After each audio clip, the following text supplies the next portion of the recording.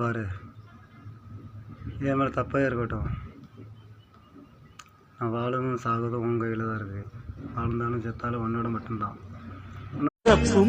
உயிர் துணை உனை நான் பிரியேனே.